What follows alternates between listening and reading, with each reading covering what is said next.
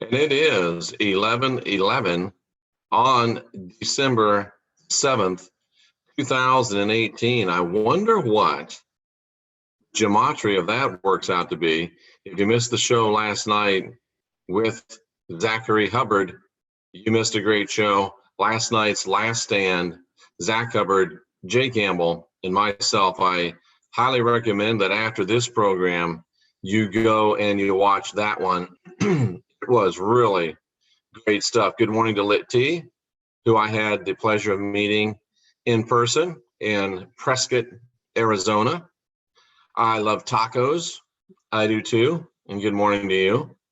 Hello, Tracy Dyer, who I did not have the pleasure of meeting in person in Prescott. Kitten XT, one of my favorite names, Northern Lights. And how good is this? Northern Lights is sending big hugs from a snowy mountain in Norway. It's 1705 or 505 and dark.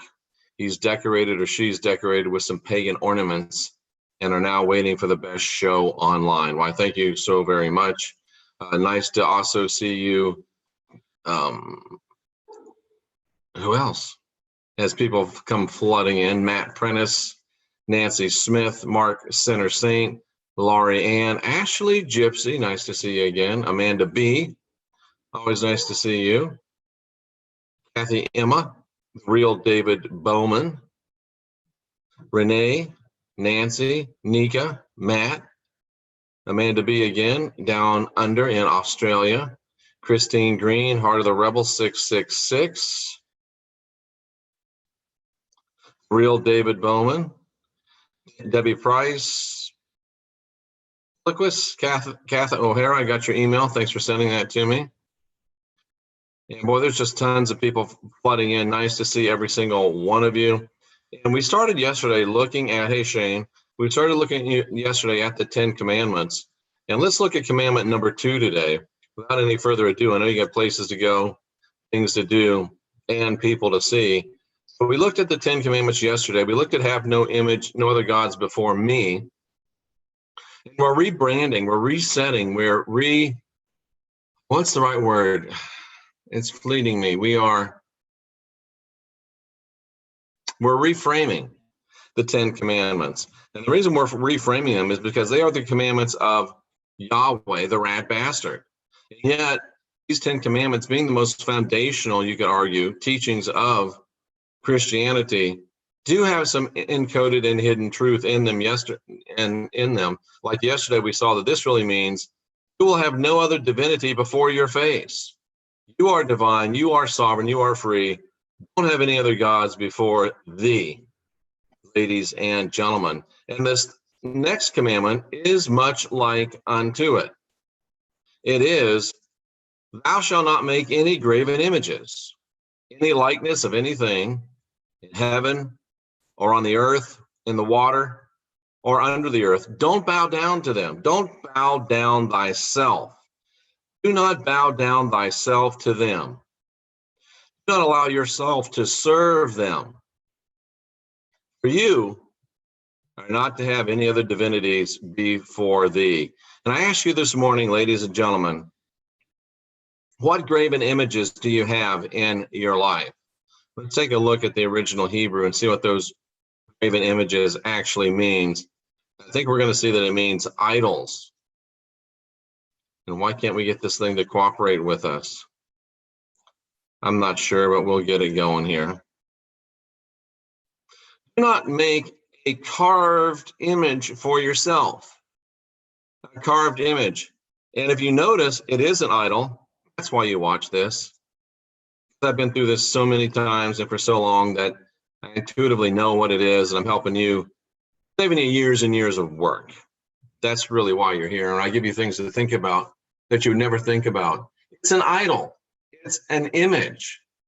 It is an idol. And you know what an idol is? An idol is something that you make yourself subservient to. I want you to notice, ladies and gentlemen, that you yourself make your own idols. You yourself make for yourself these idols. You decide what you're going to bow down to or what you're not going to bow down to. You decide what's going to rule you or what's not going to rule you. You decide for yourself, and you go about and you actually craft these things, these idols, you're going to bow down yourself to. Why do you do that? Why do you want to bow yourself down to something? Why do you want to do obeisance to something? Why do you want to be subservient to something? Why? Encoded message of real divinity is, listen, we just showed you that you are divine, you are sovereign, and you are free. Why in the world would you want to bow yourself down to anything in the heavens? And that's what it says. Why bow yourself down to anything that is in the water? Makes us wonder what's in the water. Don't bow yourself down to anything that's under the earth. It makes us wonder what's under the earth. Don't bow yourself down to anything that is in heaven. Think about that. As above, so below. There's things that want you to worship them in heaven. There's things that want you to worship them on the earth. There's things that want you to worship them in the water. There's things that want you to worship them under the earth. And there's things that you decide for yourself to make idols of. And guess what? It can be things that you may not think are idols. It may not be something that's carved. It might be that business that you carve out and spend all your time at. It might be that hobby that you carve out and spend all your time at that's not helping further your spiritual experience. But once we get these idols, once we make them for ourselves, once we decide them, then we bow down to them. We serve them. We make them our gods. We bow down to these. What are you, ladies and gentlemen, bowing down to today? What are you, ladies and gentlemen, serving, working, and serving today? What have you see that?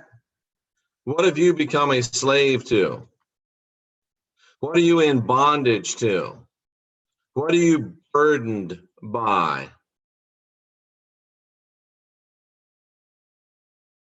What have you become a slave to this morning, ladies and gentlemen?